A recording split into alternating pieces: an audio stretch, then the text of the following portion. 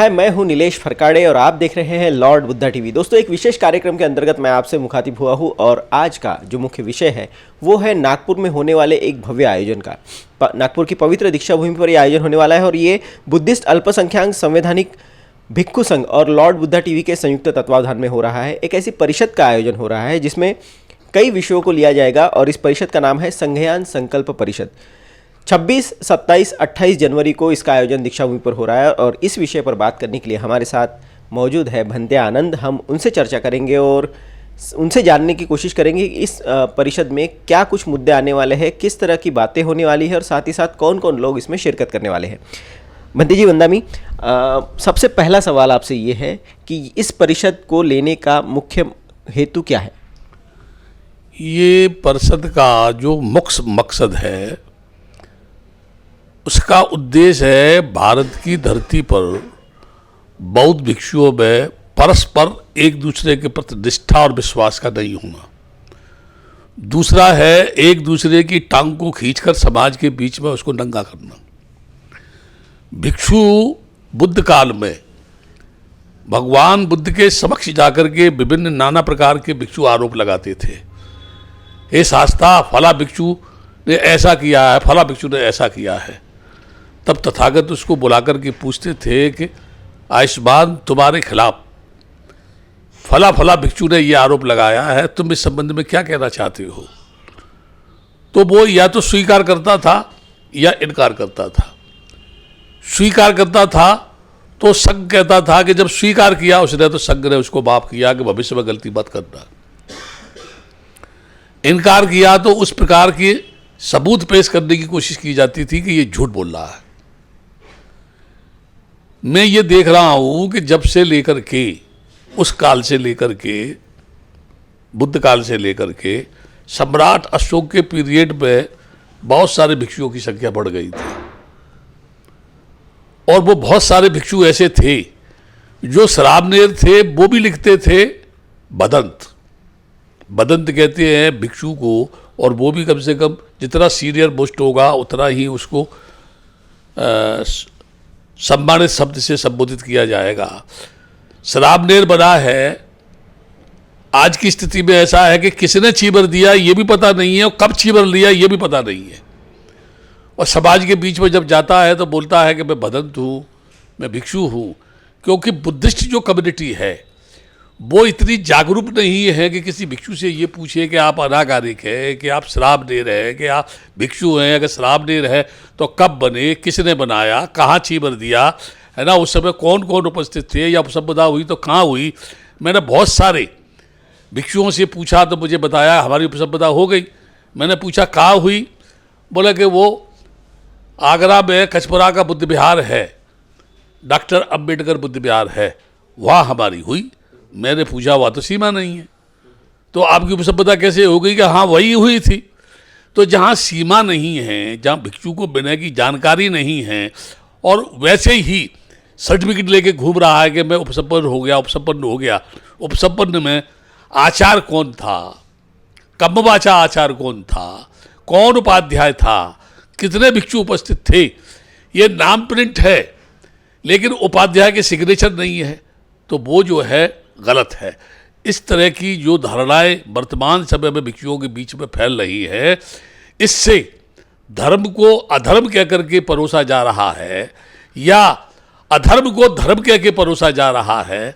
इस स्थिति से धीरे धीरे समाज जो है भिक्षुओं से दूरी बना रहा है और हुआ ये है कि भिक्षुओं को जहाँ धम्म का प्रवचन करना चाहिए था, आजकल ये है आप कौन हैं, हमारे यहाँ तो भंते जी फला भंते जी आते हैं, हमारे यहाँ भंते जी फला भंते आते हैं। यानी भिक्षुओं ने अपना पर्सनल आइडेंटिफिकेशन दिया है। पर्सनल ये कहा है कि मैं श्रेष्ठ हूँ। होना ये चाहिए कि भिक्षु कोई भी हो, अगर वो भिक्षु है और विनय का पालन कर रहा है तो वो श्रेष्ठ होना चाहिए। आज श्रावनेर है, वो भी बदंत अपने आप को कह रहा है ना, और कहाँ चीबर दिया, क्या चीबर दिया ये भी पता नहीं है। और समाज में लोग बोलते हैं बंते जी हम तो चीबर का सम्मान करते हैं, यानी कर्मों का सम्मान नहीं करते हैं, चीबर का सम्मान करते हैं।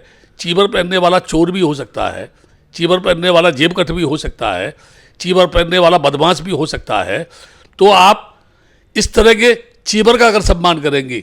बुद्ध ने तो ये कहा कि कर्मों का यदि पूजा होनी चाहिए, बुद्ध ने बोला नाम और रूप परिवर्तनशील है, इसलिए अगर हम चलते हैं तो कर्मों पे चलना चाहिए, हमें विनय का अनुसरण करना चाहिए।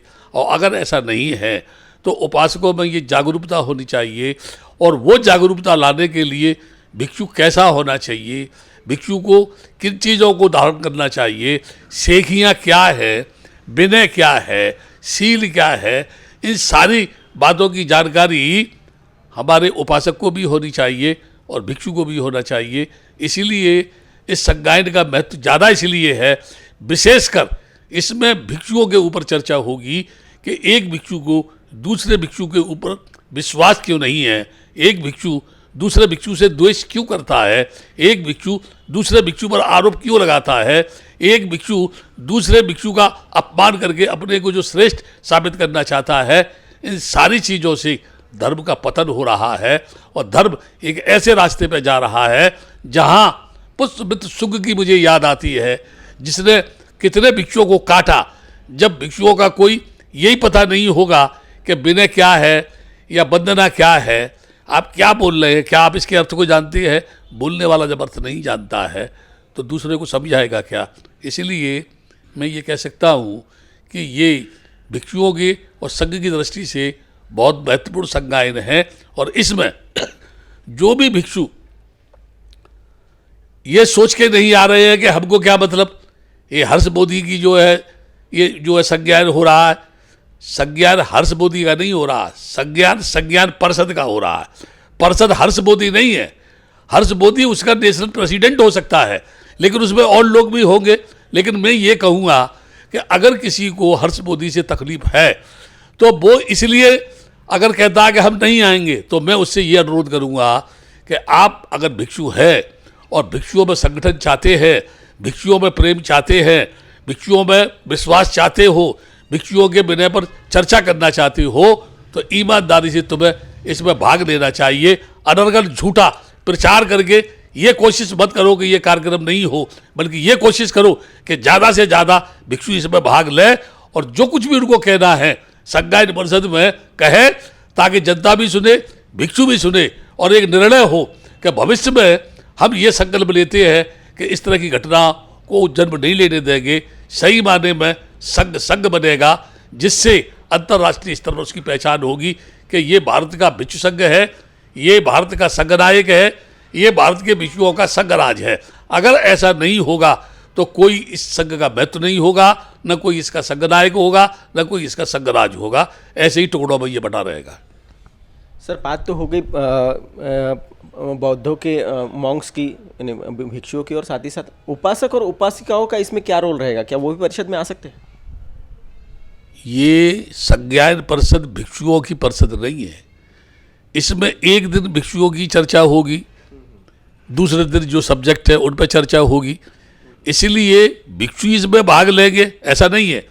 मैं तो ये कहूँगा कि इसमें उपासक उपासिकाओं को तो ज़्यादा भाग लेना चाहिए, क्योंकि उपासक उपासिका यदि जागरूक हो जाएंगे तो कोई भी भिक्षु गलती नहीं करेगा। इसलिए मैं उपासक उपासिका से कहूँगा कि मतभेद बुलाकर ज़्यादा से ज़्यादा संख्या में इसमें भाग लो, और ज़्यादा से ज़्यादा संख्या में भाग ही मत लो, बल्कि ज़्यादा से ज़्यादा तन मन धन से इसको सफल बनाने में सहयोग करो। बिल्कुल, तन मन धन से इसको सहयोग करना चाहिए। और जाहिर सी बात है, ये 3 दिवसीय ये परिषद है, तो इस परिषद में अलग अलग मुद्दे भी होंगे। तो कई मुद्दे हमारे पास भी है। उसमें महत्वपूर्ण मुद्दा है जो कि कई सालों से चला आ रहा है, और वो मुद्दा है महाबोधि महाविहार के बारे में। तो बंटी जी से हम जानते हैं, बंटी जी, महाबोधि महाविहार का मुद्दा कई सालों से चला आ रहा है, इस परिषद में भी वो मुद्दा लिया गया है, उसके पीछे क्या कारण है और क्या क्या मुद्दे इस विषय के, इसके क्या क्या एस्पेक्ट्स इसके सामने आने वाले?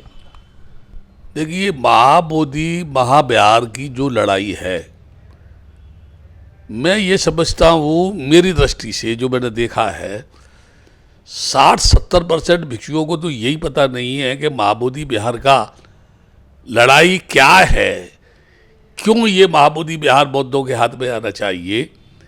उसकी शॉर्ट में बता रहा हूँ कि बिहार सरकार ने एक एक्ट बनाया जिसका नाम है बुद्ध गया मंदिर प्रबंधन एक्ट 1949। सबसे तो ये है कि उसका नाम ही गलत है, बुद्ध गया मंदिर प्रबंधन एक्ट 1949, बल्कि ये होना चाहिए था महाबोधि विहार प्रबंधन एक्ट 1949। तो पहला नाम गलत। दूसरा, बिहार सरकार उसके लिए 3 वर्ष के लिए कमेटी बनाती है, जिसमें वो कार्यकारिणी प्रबंधन समिति होती है, 4 हिंदू 4 बौद्ध सदस्य होते हैं, डीएम वहाँ का अब कोई भी हो चेयरमैन हो सकता है, नहीं पहले शर्त ये थी कि हिंदू ही उसका चेयरमैन होता था। तो प्रश्न ये है कि जब मस्जिद की व्यवस्था मुसलमान लोग देखते हैं, चाहे वो उसमें जो है किसी भी, यानी एक जो है अली को मानने वाले हैं, एक पैगंबर मोहम्मद साहब को मानने वाले हैं, या हिंदुओं में ईश्वरवादी हैं, अनीश्वरवादी है, वो मंदिरों की देख रेख करते हैं, चर्च की ईसाई देख रेख करते हैं, गुरुद्वारे की गुरुदेव को मानने वाले लोग व्यवस्था करते हैं।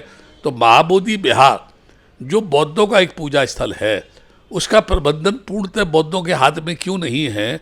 क्योंकि हमारे देश की जो बहुसंख्यक समाज जो अपने आप को आज कह रहा है कि हम हिंदू हैं, वह जो है केवल बहुसंख्यक हिंदुओं को ही स्थापित करना चाहता है, उनको मजबूर होकर के ईश्वरवाद पर मजबूर करता है कि ईश्वरवाद पर विश्वास करो। तुम्हें ये कहना पड़ेगा कि दुनिया भगवान ने बनाई है, यानी तानाशाही। धर्म के अंदर तानाशाही नहीं होती है। धम्म जो होता है आदमी को जोड़ने के लिए होता है, धम्म आदमी को तोड़ने के लिए नहीं होता है। धम्म आदमी को मानसिक गुलामी से मुक्त कराने का मार्ग बताता है। धम्म आदमी को आदमी से प्यार करना सिखाता है। लेकिन जो धम्म तानाशाही के आधार पर लोगों पर जुल्म करता है, जिस धर्म में मानवीय दृष्टिकोणों का शोषण किया जाता है, हनन किया जाता है, इस नज़रिए से अगर देखा जाए तो केवल बुद्ध का दर्शन ही ऐसा दर्शन है जिसके टेम्पल में कभी किसी को जाने से रोका नहीं गया। जैसे आज बहुत सारे मंदिरों में अगर दलित समाज की महिलाएं जाती हैं, मैं दलित शब्द ज़्यादा इस्तेमाल नहीं करता क्योंकि इस पर प्रतिबंध है अदालत के द्वारा, अनुसूचित जाति कहना चाहिए, लेकिन आजकल नेता और ज़्यादातर सब समाज के लोग संस्था दलित दलित दलित दलित चिल्लाती हैं, कहना अनुसूचित जाति कहना चाहिए, वो सटीक शब्द है। तो उनकी महिलाएं यदि मंदिर में जाती हैं तो बाल पकड़ करके घसीटते उनको मंदिर से बाहर निकाल दिया जाता है। ऐसा धर्म जहाँ नारी मंदिर पर जाने से अपमानित होती है, ऐसा धर्म पानी पीने पर जहाँ हत्या होती है, ऐसा धर्म जहाँ मूछ रखने पर हत्या होती है, मैं समझता हूँ मानवीय दृष्टिकोण से ये धर्म नहीं है, ये अधर्म है। इस धरती पर बुद्ध का धम्म होना चाहिए। इस धरती पर एक ऐसे धम्म की आवश्यकता है जो समाज को जोड़ता हो, देश की एकता अखंडता को मजबूत करता हो, जो आदमी को आदमी से मोहब्बत करना सिखाए। तो वो जो महाबोधि प्रबंधन एक्ट है, वो उसका प्रबंधन आज बौद्धों के हाथ में नहीं है, पहली बात ये। दूसरा, उसमें एक कंडीशन क्या है, बहुसंख्यक के हिंदू लोग बोलते हैं कि बुद्ध विष्णु के अवतार है, इसीलिए आप हमको मंदिर में जाने से रोक नहीं सकते हैं। आज तक आंदोलन के किसी भी मंच से ये नहीं कहा गया कि अमुक जाति के लोग बिहार में जाएंगे, अमुक जाति के लोग नहीं जाएंगे। लड़ाई किसी को मंदिर में आने से रोकने की नहीं है, लड़ाई प्रबंधन को लेकर के है। जब तुम अपने मंदिरों का प्रबंधन कर रहे हो तो बौद्धों के प्रबंधन को बौद्धों के हाथ में सौंपने में तुमको क्या तकलीफ होती है? तुम वहाँ बताते हैं बुद्ध विष्णु के अवतार हैं। मैं आपके इस चैनल से ये स्पष्ट कर रहा हूँ, विशेषकर इसलिए भी कर रहा हूँ कि जो आरएसएस इस देश में हिंदू गणराज्य की बात कर रहा है, उसके लिए विशेषकर ये बात कह रहा हूँ। जिस तरीके से तुमने राम को मर्यादा पुरुषोत्तम राम बता करके, उनको विष्णु का अवतार बता करके साकेत में भव्य राम मंदिर का निर्माण जारी किया और जारी है, क्या दूसरी तरफ बुद्ध को विष्णु का अवतार बताने वाले लोगों, क्या ईमानदारी से ये सरकार, इसके नुमाइंदे या बुद्ध को विष्णु का अवतार बताने वाले लोग या आरएसएस के लोग ईमानदारी से बुद्ध गया महाबोधि विहार के प्रबंधन को बौद्धों के हाथ में सौंपेंगे? क्यों? एक तरफ राम जो विष्णु के अवतार है उसका आप भव्य मंदिर बना रहे हैं, दूसरी तरफ बुद्ध को आप विष्णु का अवतार बता रहे हैं, लेकिन महाबोधि विहार के प्रबंधन को बौद्धों के हाथ में नहीं दे रहे हैं। यानी हिंदू ही हिंदू के साथ ये जो व्यवहार कर रहा है, ऐसा क्यों? क्योंकि जब हिंदू सहिष्णु हैं और जब हिंदू विष्णु को मान रहा है, तो एक हिंदू दूसरा हिंदू यानी बौद्धों को भी हिंदू मान रहा है। फिर हिंदू हिंदू के साथ में ये जो व्यवहार कर रहा है, क्या हिंदू हिंदू से नफरत करता है? क्या विष्णु को मानने वाला विष्णु के मानने वाले के साथ में सौतेला व्यवहार करता है? या विष्णु को राम का अवतार जो है विष्णु को बता करके वहां पर मंदिर बना रहे हैं, दूसरी तरफ बुद्ध गया के महाबोधि विहार को बौद्धों के हाथ में नहीं सौंप रहे हैं? भारतीय संविधान सभी धर्म के मानने वाले लोगों को जब समानता का हक देता है, तो फिर बौद्धों के साथ अन्याय क्यों? एक प्रश्न तो ये है। दूसरा प्रश्न ये है कि जब बौद्धों ने इस आंदोलन को शुरू किया, तो मैंने ये अनुभव किया, इसमें जितनी बार मैं मंत्रियों से मिला या प्राइम मिनिस्टर से मिला या किसी अधिकारी से मिला या मैं सेक्रेटरी से मिला, होम सेक्रेटरी से मिला, तब मेरे साथ नए नए लोगों का प्रतिनिधिमंडल भेजा गया, जिसको बुद्ध गया आंदोलन की ABCD की जानकारी नहीं है। और यदि वो प्रतिनिधिमंडल में वहाँ मिलने जाएगा मंत्री से, तो हम बात करेंगे कुछ और वो बात करेगा कुछ और, लिहाजा क्या होगा, अपने उद्देश्य से भटक जाएंगे। एक बात।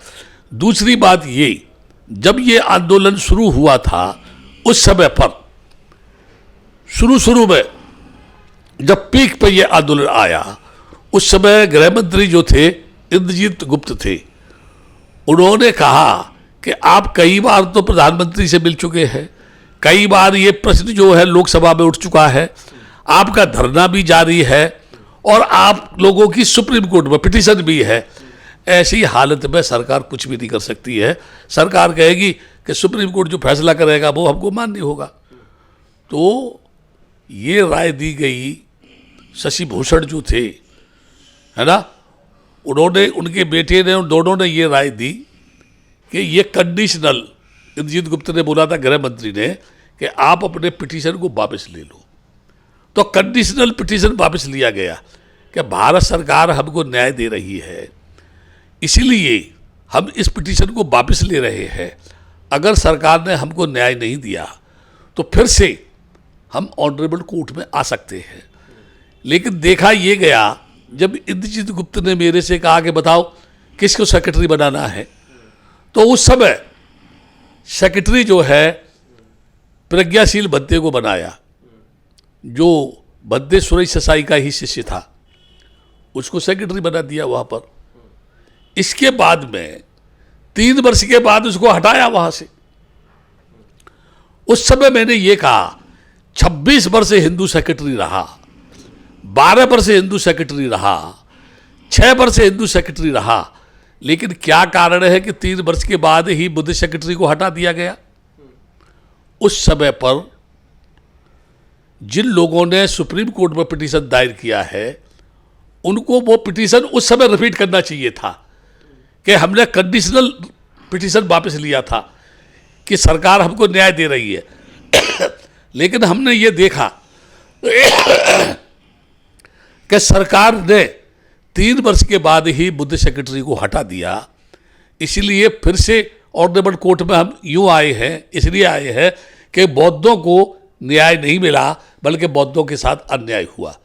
दूसरी बात एक और बता दूं, अयोध्या के किसी व्यक्ति ने सुप्रीम कोर्ट में पिटीशन दायर किया था कि ये राम जन्मभूमि जो बताई जा रही है, राम जन्मभूमि नहीं, ये बौद्धों का धार्मिक स्थल है ना। इसलिए हमारे भी पिटीशन पर सुनवाई हो। लेकिन मुझे बड़े खेद के साथ ये कहना पड़ रहा है कि बौद्धों के उस पिटीशन पर सुनवाई नहीं हुई और राम मंदिर पर फैसला दे दिया गया। तो जिन लोगों ने वर्तमान समय में पिटीशन दायर किया है, उनको ये सोचना चाहिए कि उस समय अयोध्या के लोगों द्वारा जो सुप्रीम कोर्ट में पिटीशन दायर किया गया था, उस पर कोई सुनाई नहीं हुई, उसको खारिज कर दिया गया। इसी लॉर्ड बुद्धा टीवी ने एक डिबेट रखी थी यहाँ पर नागपुर में कि अयोध्या बौद्धों की, हिंदुओं की अथवा मुस्लिम की, जिसमें मैं आया था, जिसमें गडकरी भी मौजूद थे उस समय पर। मैंने गडकरी से भी ये प्रश्न किया था कि ये बौद्धों के साथ ऐसा क्यों है, तो उन्होंने कहा था कि आपकी मांग जायज़ है, आप जो कुछ भी समस्या है बौद्धों की आप लिख के दीजिए, हम उस पर निर्णय लेंगे। तो मैं ये कह सकता हूँ कि आंदोलन अपनी सही दिशा में जा रहा था, लेकिन कोई न कोई भटका जरूर आंदोलन से। अब मैं किसी के ऊपर टिप्पणी नहीं करना चाहता, क्योंकि टिप्पणी करूंगा तो इतनी बड़ी समस्याएं खड़ी हो जाएंगी कि जिन लोगों ने लोगों को गुमराह किया है, या जिन लोगों ने इस आंदोलन को लेकर के समाज में गलत गलत बातें फैलाई है, अगर उन बातों पर चर्चा करूंगा तो वो लोग समाज में बेनकाब हो जाएंगे और उनको फिर इन प्रश्नों का उत्तर देना मुश्किल हो जाएगा। इसलिए मैं ये कहूँगा कि ये लड़ाई बौद्धों की लड़ाई है, बौद्धों को संगठित होना पड़ेगा, बुद्धिस्ट लोगों को एक मंच पर आना पड़ेगा, जितनी भी संस्थाएं उनको एक मंच पर आना पड़ेगा। वैसे कायदे से तो ये लड़ाई भारतीय बौद्ध महासभा को लड़नी चाहिए थी, कायदे से ये लड़ाई उन बौद्ध संस्थाओं को लड़नी चाहिए थी जो अपने आप को बौद्ध बताते हैं, लेकिन भिक्षुओं ने ये लड़ाई लड़ी। और उसमें आज भी मैं ये कहता हूं कि जो लोगों ने पिटीशन दायर किया है वो पिटीशन अपना वापस लें। मैं ये गारंटी दे सकता हूं कि बहुत जल्द ही महाबोधि बिहार की समस्या हल हो सकती है। उसमें एक पिटीशन भी बहुत बड़ी समस्या है, जिसकी वजह से ये आंदोलन पर मैं ज़्यादा चिंतन नहीं कर रहा। क्यों नहीं कर रहा कि जब जब मैं मिला किसी से तो केवल एक ही बात कहते हैं, आपका पिटीशन सुप्रीम कोर्ट में 3 लोगों ने दायर कर रखा है ना। नेक्स्ट पीरियड में मैं ये भी बता सकता हूँ लॉर्ड बुद्धा के टीवी वालों को कि कौन सा पिटीशन कौन से नंबर का है और किस किस ने पिटीशन दायर किया है। मैं उन सब के नाम जानता हूँ, लेकिन वर्तमान समय में उस पर मैं चर्चा नहीं करना चाहता। केवल ये बता रहा हूँ कि बुद्ध गया का जो महाबोधि विहार का प्रबंधन है वो बौद्धों के हाथ में आने में प्रॉब्लम क्रिएट क्यों हो रही है कि एक तो बौद्धों का एक मंच पर नहीं होना, दूसरा बौद्धों के नाम पर लोगों को गुमराह करना, तीसरा बौद्ध आंदोलन के नाम पर विदेशों से फंडिंग करना और फिर उससे अलग हट जाना।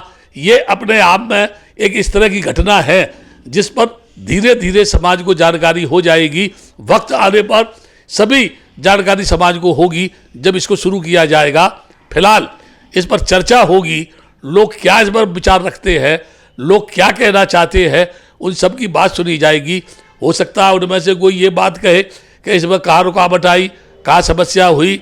अभी तो सेक्रेटरी जो बोध गया टेम्पल मैनेजमेंट कमेटी का सचिव था, भिक्षु महासंघ का सेक्रेटरी था, बुद्ध गया आंदोलन का चीफ सेक्रेटरी था, वो सब पदों से रिजाइन दे करके थाईलैंड चला गया। अभी सुनने में आया है कि वो सेक्रेटरी आया और लोगों से मिल रहा है। ये पलायनवाद का सिद्धांत जो है भिक्षुओं को कभी भी जीवन में नहीं अपनाना चाहिए, क्योंकि संघर्ष के बिना सफलता प्राप्त नहीं होती। राजकुमार सिद्धार्थ ने भी संघर्ष किया था, तब जाकर के कहीं उन्हें बोध वृक्ष के नीचे संबोधि प्राप्त हुई थी। और एक महत्वपूर्ण चीज़ यहाँ पर मैं ऐड करना चाहूँगा कि इस कार्यक्रम में बुद्धिस्ट कम्युनिटी से जुड़े हुए बड़े बड़े नाम, बड़ी बड़ी हस्तियाँ शिरकत करने वाली है। साथ ही साथ नाना पटोले भी इसमें कार्यक्रम में आने वाले हैं, जो कि कांग्रेस के प्रदेशाध्यक्ष है, और साथ ही साथ विकास ठाकरे और कई राजनीतिक पार्टियों के लोग भी इसमें शिरकत करेंगे।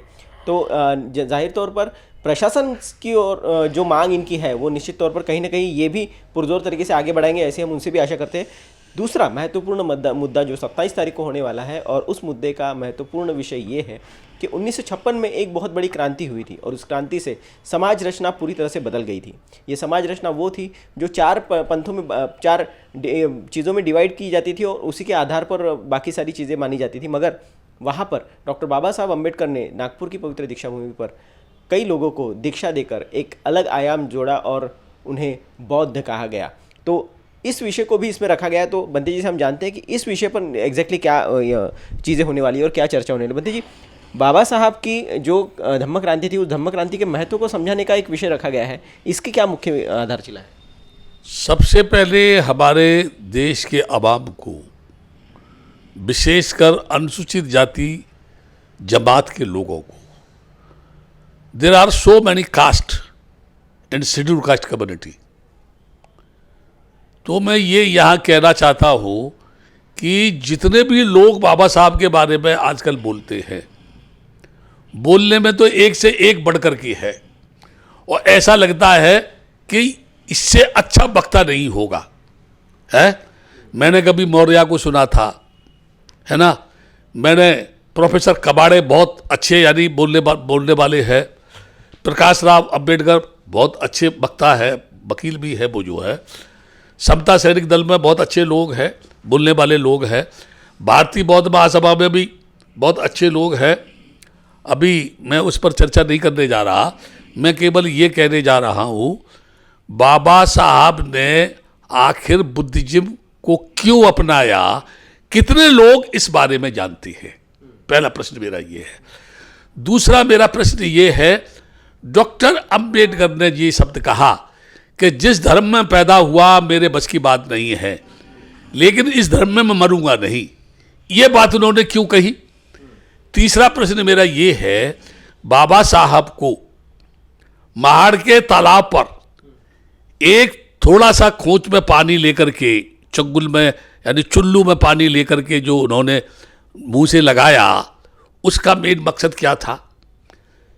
नासिक में कालाराम मंदिर के प्रवेश को लेकर जो लोगों ने कहा उनसे, बाबा साहब हम कालाराम मंदिर में हम जाना चाहते हैं, उन्होंने मना किया कि जिन मंदिरों में तुम्हारा कोई मूल्य नहीं है, जहाँ तुम्हें कोई घुसने नहीं देना चाहता, आखिर तुम उन मंदिरों में क्यों जाना चाहते हो?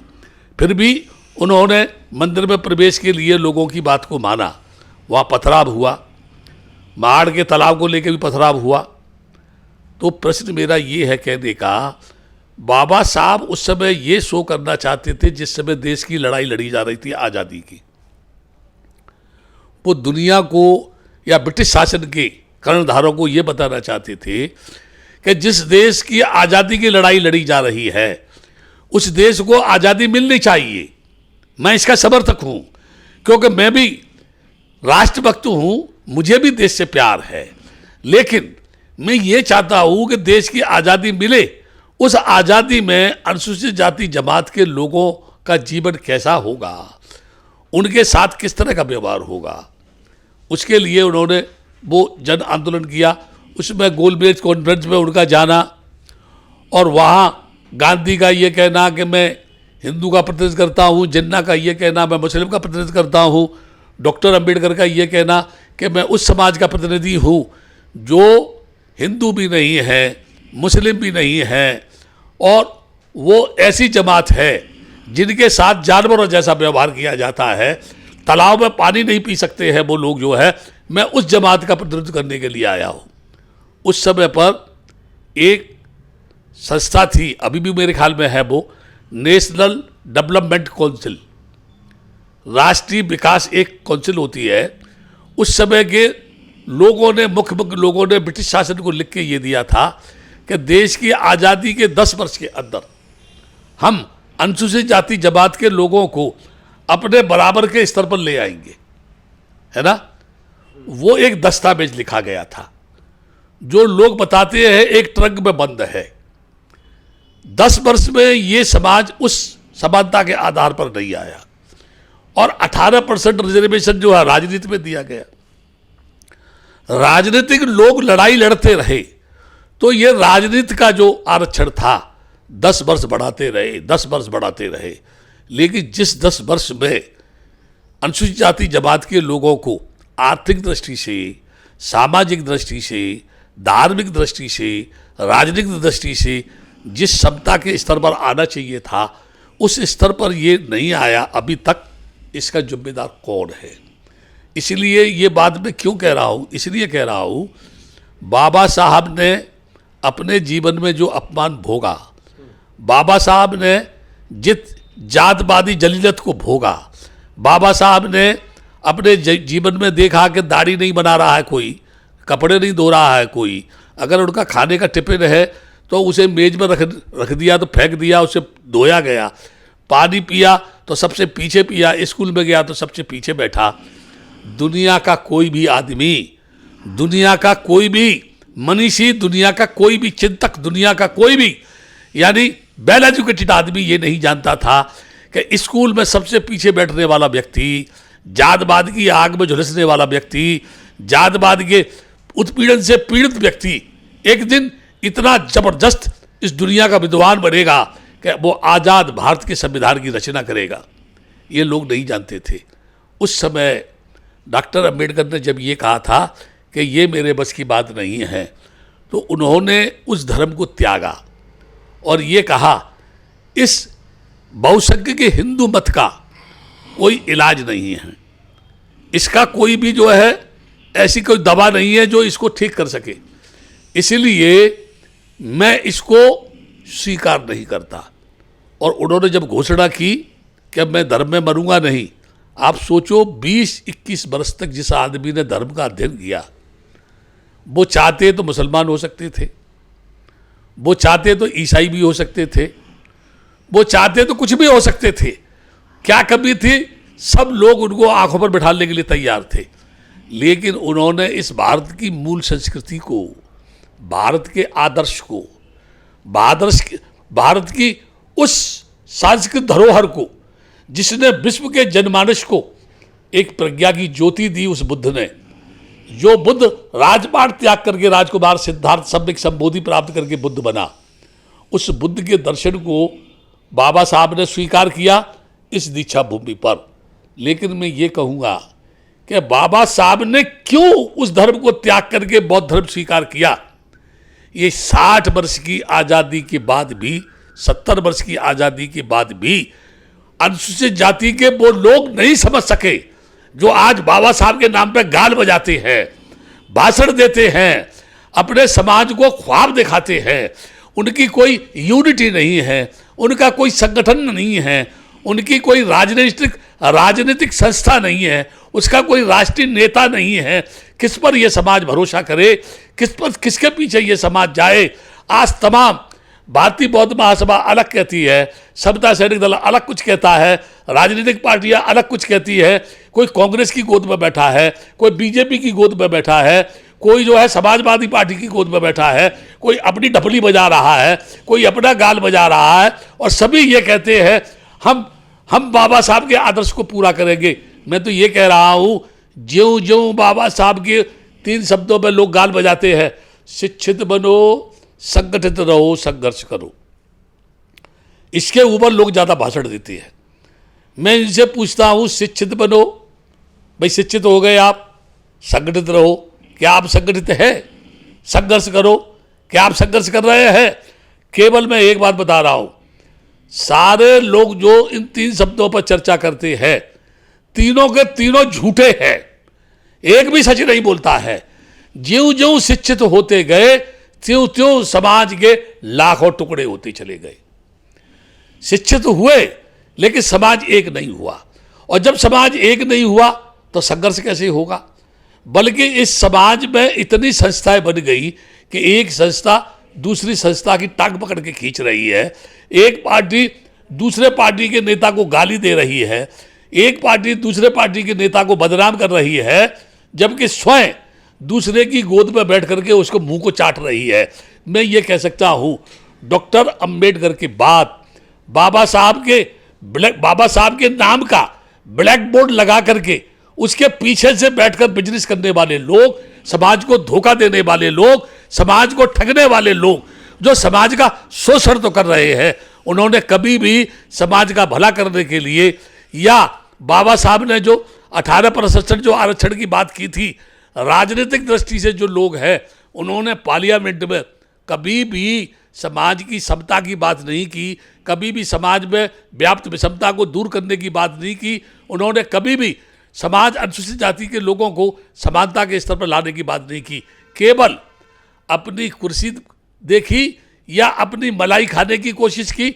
जो जिसके पास चला गया वो उसके पास बैठ के मलाई चाटता रहा, बाद में सड़क पर आ गया, इधर से उधर भाग रहा है, कोई जगह नहीं है। यानी घर से बेघर हुए, हमारा कोई दर का पता नहीं है, हम तो भटक रहे हैं, बाबा साहब का नाम लेके जी रहे हैं, और जितना बाबा साहब के नाम पर बोल बोल करके इस समाज को अफीम का नशा कराते रहेंगे, उतना ही ये समाज लुटता रहेगा। और जहाँ जहाँ बाबा साहब का नाम आता है ये समाज दीवाना हो जाता है। लेकिन इस समाज ने कभी ये नहीं सोचा कि 70 वर्ष की आज़ादी के बाद भी तुम कहाँ खड़े हुए हो, तुम्हारा क्या स्तर है। आज इस भारत की धरती पर जिस दिन बाबा साहब ने बुद्धिज्म स्वीकार किया, ये लॉर्ड बुद्धा टीवी के श्रोताओं को, देखने वाले लोगों को, या जो इसकी बुराई करते हैं उन लोगों को, या जो लॉर्ड बुद्धा को गाली दे रहे हैं उन लोगों से एक दो बात जरूर पूछूंगा। एक तो ये, लॉर्ड बुद्धा टीवी के चलने से पहले कितने टीवी चैनल थे, कितने सोशल चैनल थे। दूसरा ये कि जो लोग इसकी जगह पर काम कर रहे हैं वो लोग मुझे ये बताएं, उन्होंने कभी इस देश में इस बात की आवाज़ उठाई कि 70 वर्ष की आज़ादी के बाद भी स्वतंत्र भारत की धरती पर इस समाज के साथ जुल्म और अत्याचार क्यों? क्या बौद्ध बनो अभियान की मुहिम चलाई गई? क्या लोगों को बौद्ध बनाया गया? नए नए नेता होते हैं, कोई कहता है मैं लाखों लोगों को बौद्ध बनाऊंगा, कोई कहता है मैं करोड़ों लोगों को बौद्ध बनाऊंगा। अरे करोड़ों लोगों को बौद्ध तो आप जब बनाना, पहले बौद्धों की परिभाषा तो समझ लो। ये देश तो बौद्ध है। जिस दिन बाबा साहब ने बुद्धिज्म स्वीकार किया उसी दिन ये देश बौद्ध हो गया। लेकिन जिन लोगों ने बाबा साहब के नाम पर जो भाषण दे रहे हैं उन लोगों ने ईमानदारी से अपने संस्कारों में परिवर्तन नहीं किया। महार बना रहना चाहता है, चमार बना रहना चाहता है, धुसिया बना रहना चाहता है, और जाति के नाम पर एक तरफ आरक्षण चाहता है, दूसरी तरफ बौद्ध बनना चाहता है। बीपी सिंह ने एक लॉ लाया कि जो शेड्यूल कास्ट के लोग बौद्ध बन जाएंगे उन्हें वो सुविधाएं प्राप्त होती रहेंगी जो उन्हें अनुसूचित जाति के नाम से प्राप्त हो रही हैं। उसके बावजूद भी ये लोग बुद्धिस्ट नहीं हुए।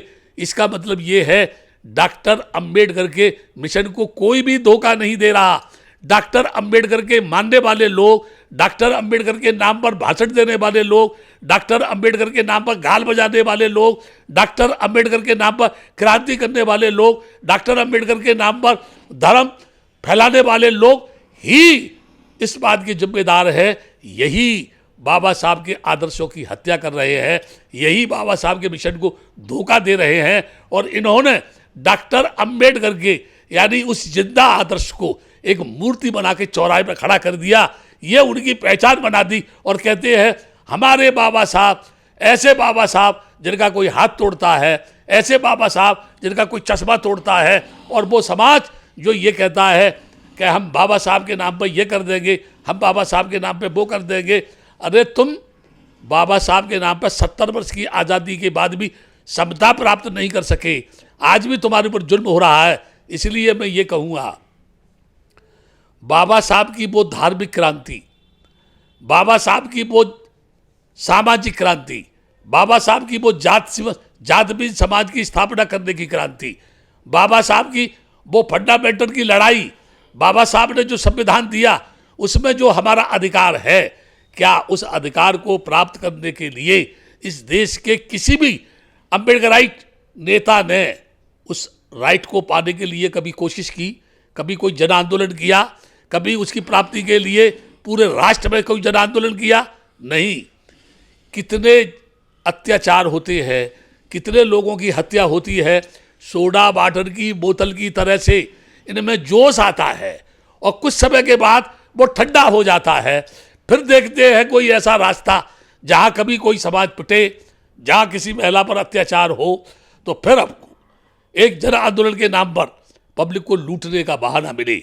इसलिए बाबा साहब की जो वो धार्मिक जो क्रांति उन्होंने की दीक्षा भूमि पर, बल्कि मैं तो ये कहूँगा नागपुर के लोगों को चिंतन करना चाहिए, नागपुर के लोगों को सोचना चाहिए, नागपुर के नागवंशियों को सोचना चाहिए, दीक्षा भूमि स्मारक समिति के सदस्यों को, पदाधिकारियों को सोचना चाहिए कि ये दीक्षा भूमि जहाँ उन्होंने बौद्ध धर्म स्वीकार किया, ईमानदारी से अपने गरिमा में झांको।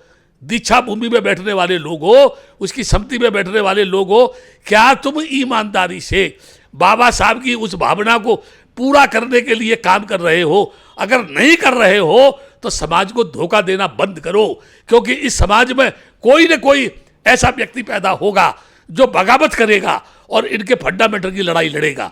मैं जब ये लड़ाई लड़ रहा था तो मैंने तजर्बा किया, कोई पद का भूखा है। इस आंदोलन में जिसको पद मिला वो लात मार के चला गया। किसी को कोई पद मिल गया, उसने अपने आप को मंत्री समझ लिया, जिसको करोड़ों रुपया विदेशों से फंडिंग मिली, वो आंदोलन में पैसा खर्च नहीं किया गया, वो व्यक्तिगत इतिहास बनाने में पैसा खर्च किया गया।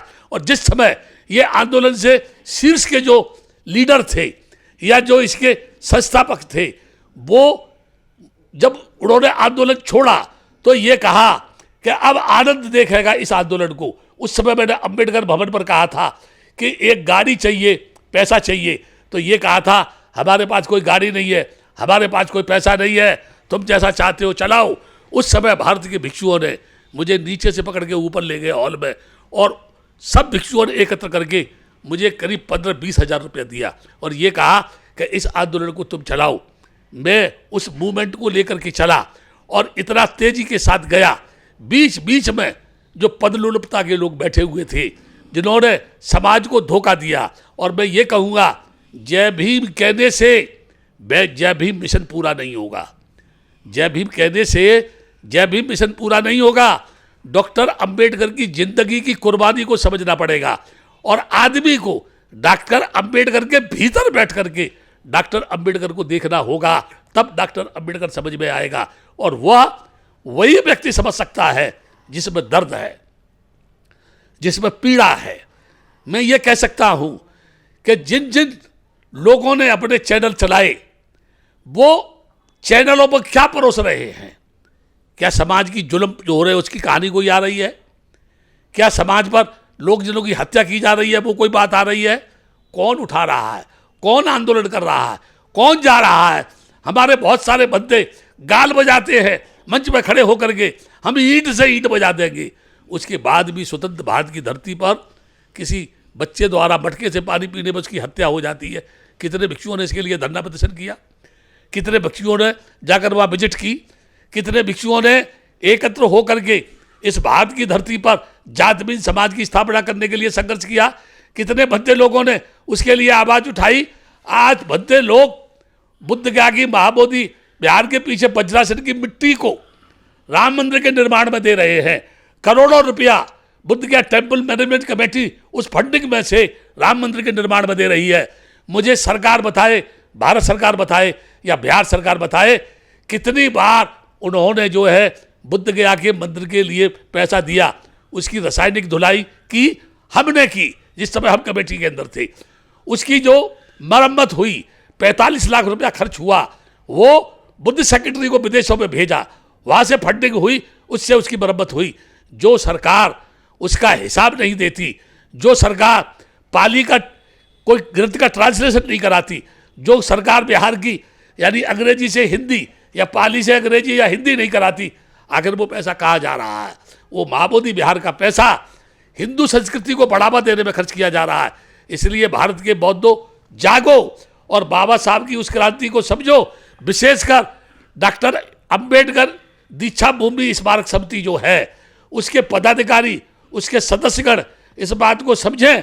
बाबा साहब ने जिस बात के लिए इस दीक्षा भूमि को चुना, उसको तुम सार्थक करो, उसको तुम जरा पे लाने का काम करो, उसको तुम पूरा करने की कोशिश करो। सारा देश का भिक्षु तुम्हारे साथ कंधे से कंधा मिलाकर मरने मिटने को तैयार है। सबसे पहले मैं मरने मिटने को तैयार हूं, लेकिन ईमानदारी से बाबा साहब के ख्वाब को पूरा करने की कोशिश करो।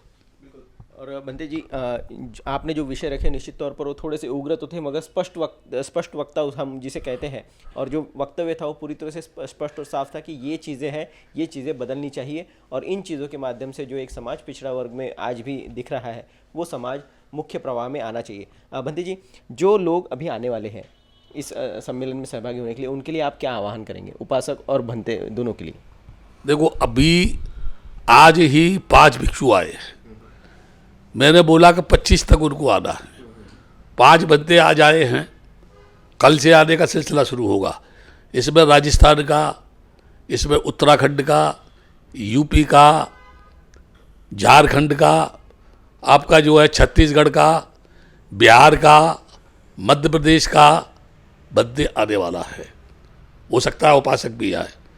इसलिए मैं ये कहूँगा, नागपुर के भिक्षुओं को, विशेषकर महाराष्ट्र के भिक्षुओं को ज़्यादा से ज़्यादा इसमें भाग लेना चाहिए, ताकि अलग अलग रह करके आप एक दूसरे की जो बात कर रहे हैं, अरे कम से कम संज्ञान परिषद में आकर के सुनाओ, लोगों को मालूम तो पड़े कि आप क्या कहना चाहते हैं, क्यों अलग है।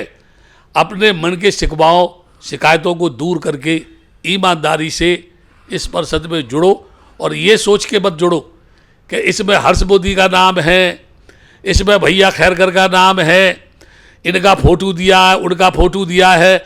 बहुत सारे लोग मुझसे कह रहे बद्दे जी आपका कहीं फोटो नहीं है। फोटो मत देखो, ये देखो कि इसकी अध्यक्षता कौन कर रहा है ना। कम से कम आके सुनो, यदि मैं गलत हूं और गलत कह रहा हूं तो ईंट मारो, पत्थर मारो, गालियां दो मुझको, अपमान करो मुझको, और अगर मैं सच कह रहा हूं तो ये ऊपर से फरेब का नकाब उतार दो। अपने मन के अंदर बुराई और घृणा है उसको निकालो, और दीक्षा भूमि के 3 दिन की संज्ञान में आकर के भाग लेके एक संकल्प लो कि अब दीक्षा भूमि से भारत में बौद्धों का भविष्य उज्जवल होगा, और भारत की धरती पर एक बौद्ध समाज का निर्माण होगा, और वो नागपुर की भूमि से शुरू होगा। ये मेरा बहुत वर्ष पहले मैंने कहा था, जब भी बौद्धों की बगावत की लड़ाई होगी तो दीक्षा भूमि से शुरू होगी, और मैं यही से बगावत की उस चिंगारी को पैदा करूंगा जो अहिंसा के मार्ग पर चलेगी, जो कानून के दायरे में चलेगी, जो संविधान के दायरे में चलेगी, और इस देश के उन हुक्मरानों को, इस देश के उन बहुसंख्यक समाज को जो जातिवादी समाज का ख्वाब देख रहे हैं, उनके अरमानों को मिट्टी में मिलाने का काम करेगा। ये बुद्ध भूमि है, ये समता की भूमि है, ये करुणा की भूमि है, ये दया की भूमि है, ये अहिंसा की भूमि है, और ये आदमी से आदमी को जोड़ने की भूमि है, ये राष्ट्रवादी भूमि है, देश की एकता अखंडता के लिए जीने मरने की भूमि है। इसलिए आओ, इस कार्यक्रम में भाग लो, किसी की बातों में मत आओ, केवल एक बार आकर के कम से कम सुनो तो सही, निश्चित तौर से तुम संतुष्ट होके जाओगे, ये मेरा आपसे कहना है। बिल्कुल। और बंते जी, आपने व्यस्त समय में से समय निकालकर लॉर्ड बुद्धा टीवी से बातचीत की, उसके लिए भी बहुत बहुत धन्यवाद। मुझे बहुत सारे लोग गालियां दे रहे हैं अभी भी, अब बोल रहे हैं बंते जी आप ये क्या कर रहे हैं। शुरू हुआ था तब भी मैं ही था, और लोग बोलते थे ऐसा होगा वैसा होगा। मैं एक बात कहता हूँ, इस देश में कितने नेता हुए, वो समाज को धोखा दिया, उनको क्या मिला। अरे आपका कोई बेटा मान लीजिए आपकी संपत्ति को उड़ा रहा है, आपका बेटा आपकी कोई संपत्ति को उड़ा रहा है, तो क्या आप उसके घर से निकाल देंगे बाहर उसको, या उसकी गलती को देखेंगे कि क्या इसने गलती की है। ये समाज का आदमी समाज के बीच में रहा, बड़े बड़े नेताओं ने गलतियां की हैं, बड़े बड़े लोगों ने समाज को धोखा दिया है, बड़ी बड़ी संस्थाओं ने समाज को टुकड़ों में बांटा है। केवल एक आदमी के पीछे हाथ धो के पड़ जाना, मैं समझता हूं ये तुम्हारी कोई बुद्धिमत्ता की बात नहीं है, ये चिंतन की बात है, सोचने की बात है, समझने की बात है। उसको सोचो, और जो चीज रास्ते से हट गई है उसे हम सब मिलके रास्ते पर लाएं, तो निश्चित तौर से हम सफल होंगे। हमसे गलतियां होती हैं, तुमसे भी गलतियां होती हैं, दुनिया में कौन सा इंसान है जिससे गलती नहीं हुई हो। बुद्ध ने भी कहा है कि मेरे अंदर भी कमी हो सकती है। इसलिए किसी बात को सत्य इसलिए मत मानो कि लोग उसको बोल रहे हैं, बल्कि किसी बात को सत्य मानने से उसकी गहराई में जाओ और उसका सही निर्णय लो, तब उस बात को मानो। यही कह के मैं अपनी बात खत्म करूंगा। जागो, बेमनस्ता की भावना त्यागो, एकता के सूत्र में बंधो, और जो काम अधूरा रह गया उसे पूरा करो। आओ हम सब मिलकर के दीक्षा भूमि में संकल्प लें कि हम सब मिलके बाबा साहब को, उस मिशन को जिसके लिए उन्होंने बौद्ध धर्म स्वीकार किया, पूरा करेंगे। चैन से नहीं बैठेंगे, निरंतर अहिंसा के रास्ते पे चल के अपने अधिकारों के लिए संघर्ष करेंगे। आप सभी का सुखी जीवन हो, मंगलमय हो, और जो मुझे गालियां दे रहे हो गाली दो, मैं आपको आशीर्वाद दे रहा हूं। रात भर गाली दो, 3 दिन तक गाली दो, और मैं चला जाऊं उसके बाद भी गाली दो, और गाली ही देते रहना, क्योंकि सिर्फ तुम्हारे पास गाली है, तुम्हारे पास घृणा है, तुम्हारे पास अपमानित भाषा है। तुम केवल किसी को जलील कर सकते हो, उसको खुशहाल नहीं बना सकते, उसे गले से नहीं लगा सकते हो, उसे गले लगाने का काम करो। ये मेरा आपसे कहना है। आप सुखी रहे और इस कार्यक्रम में भाग लें। ये कार्यक्रम किसी एक का नहीं है, ये कार्यक्रम भिक्षुओं का कार्यक्रम है, जो इस देश को एक दिशा देना चाहते हैं, इस देश के बौद्धों को सुसंगठित करके सही मार्ग पे ले जाना चाहते हैं। इसलिए आओ और तीनों दिन इस कार्यक्रम को सुनो। बहुत बहुत धन्यवाद भंते जी। तो ये थे भंते आनंद जो हमसे बातचीत कर रहे थे, और तीन दिन जो कि एक भव्य यहाँ पर आयोजन हो रहा है 26, 27 और 28 जनवरी 2023 को, और जिसका नाम रखा गया है संज्ञान संकल्प परिषद। और इस परिषद के माध्यम से जो चीज़ें इन्होंने बताई और जो मुद्दे इन्होंने रखे, इन्हीं मुद्दों को उस जगह पर विस्तारित रूप से चर्चा होगी। कई मान्यवर उसमें आने वाले हैं, उसमें राजनीतिक क्षेत्र से है, सामाजिक क्षेत्र से है, और बुद्धिस्ट मॉन्क्स तो है ही, और साथ ही साथ इन सभी के साथ उपासक उपासिकाएं और पूरे भारत से आए हुए भिक्षुगण भी इसमें सहभागी होंगे। निश्चित तौर पर आप भी इसमें आइए और अपना इसमें योगदान ज़रूर दीजिए। इससे कोई अच्छा, चर्चाओं में से कुछ अच्छा निकलता है, निश्चित तौर पर इसलिए भी कुछ अच्छा ही सामने आएगा, ऐसी हम आशा करते हैं। जय भीम।